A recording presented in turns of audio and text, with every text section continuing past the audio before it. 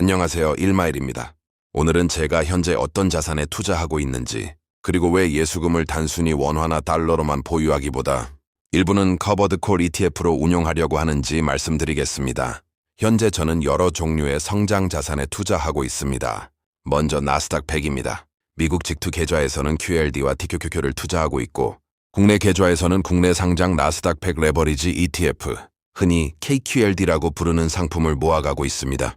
그리고 두 번째는 반도체입니다. 반도체 ETF인 SMH, USD, KUSD, SOX를 투자하고 있습니다. 세 번째는 기술주 레버리지입니다.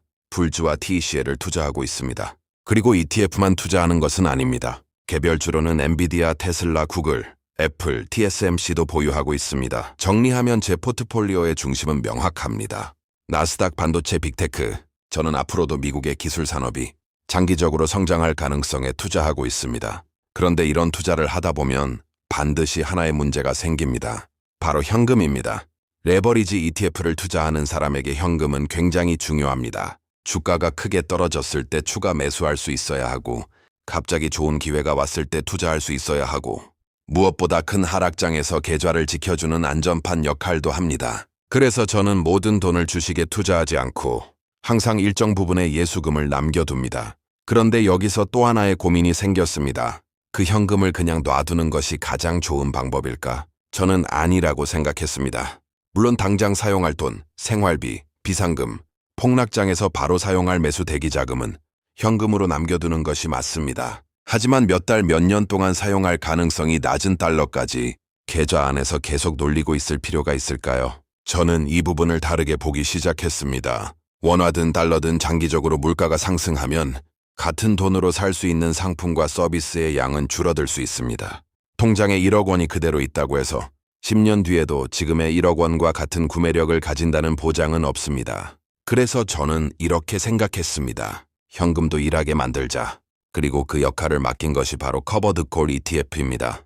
현재 저는 JPQ 100주, QQI 100주, QDBO 100주를 보유하고 있습니다. 화면을 보시면 최근 1년, 2년 동안 이 종목들의 주가가 무조건 아래로만 내려간 것이 아닙니다. JPQ도 주가가 상승했고, QQQI도 상승했고, QDBO도 상승했습니다. 그리고 그 기간 동안 분배금도 계속 지급됐습니다. 여기서 제가 커버드콜을 매력적으로 보는 이유가 있습니다. 일반 현금은 기다립니다. 하지만 커버드콜은 기다리는 동안 현금 흐름을 만들어줍니다. 예를 들어 JPQ 100주를 보유하고 있는데 이번에 세전 약 70.5달러, 세후 약 59.93달러의 배당금이 들어왔습니다. QQQI 역시 100주를 보유하면서 배당금을 받았습니다. QDBO 역시 마찬가지입니다. 아직 금액이 크지는 않습니다. 하지만 중요한 것은 처음부터 큰 돈이 들어오는 것이 아닙니다. 배당금이 들어오고 그 배당금으로 다시 ETF를 사고 주식수가 늘어나고 늘어난 주식에서 다시 배당이 나오는 구조. 저는 이것을 만들고 싶습니다. 성장 자산은 따로 있습니다. QLD가 성장합니다. TQQQ가 성장합니다. USD와 SOX이 성장합니다. SMH가 성장합니다. 불주와 TECL이 성장합니다. 엔비디아와 테슬라 같은 개별주도 성장의 역할을 담당합니다. 그러면 커버드콜 ETF까지 성장주처럼 폭발적으로 올라갈 필요는 없습니다. 커버드콜의 역할은 따로 있습니다. 현금 흐름입니다. 저는 자산마다 역할을 나누는 것이 중요하다고 생각합니다. 나스닥 레버리지는 장기적인 자산 성장, 반도체는 AI와 기술 산업의 성장, 개별주는 기업 자체 초과 성장 가능성, 그리고 커버드콜은 계좌 안에서 계속 현금을 만들어내는 역할입니다. 그래서 저는 원화보다는 달러를 선호하고 장기간 사용하지 않을 달러라면 일부는 커버드콜 ETF를 활용하는 것도 괜찮다고 생각합니다. 하지만 여기서 아주 중요한 것이 있습니다. 커버드콜 ETF를 현금과 똑같다고 생각하면 안 됩니다. 현금은 가격 변동이 거의 없지만 커버드콜 ETF는 주식입니다. 시장에 큰 하락이 오면 JPQ도 떨어질 수 있고 QQQI도 떨어질 수 있고 QDBO도 떨어질 수 있습니다. 배당을 받고 있다고 해서 평가 손실이 없어지는 것은 아닙니다. 예를 들어 1년에 배당을 10% 받았는데 주가가 15% 떨어졌다면 단순히 배당률만 보고 성공한 투자라고 할 수 없습니다. 그래서 반드시 배당금과 주가 변화를 합산한 총수익으로 봐야 합니다. 그리고 또 하나, 커버드콜은 상승장에서 기초자산의 상승을 100% 따라가지 못할 수도 있습니다.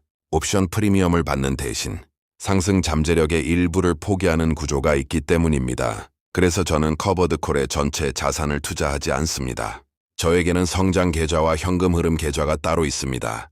이것이 중요합니다. 성장할 돈은 성장 자산에 두고 기다릴 돈은 현금 흐름 자산에 둡니다.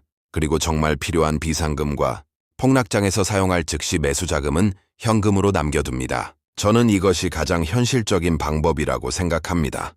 예를 들어 현금이 1억 원 있다고 해서 1억 원 전부를 커버드콜에 넣는 것이 아닙니다. 일부는 현금, 일부는 성장 자산, 일부는 커버드콜. 이렇게 역할을 나누는 것입니다. 왜냐하면 투자에서 가장 위험한 것은 수익률이 낮은 것이 아니라 필요한 순간에 현금이 없는 것이기 때문입니다. 성장은 나스닥과 반도체가 담당하고 현금 흐름은 커버드콜이 담당합니다. 그리고 현금은 폭락장이 왔을 때 기회를 잡는 역할을 합니다. 각자의 역할을 정확하게 나누는 것. 저는 그것이 장기적으로 더 강한 포트폴리오를 만드는 방법이라고 생각합니다. 오늘도 시청해 주셔서 감사합니다. 지금까지 1마일이었습니다.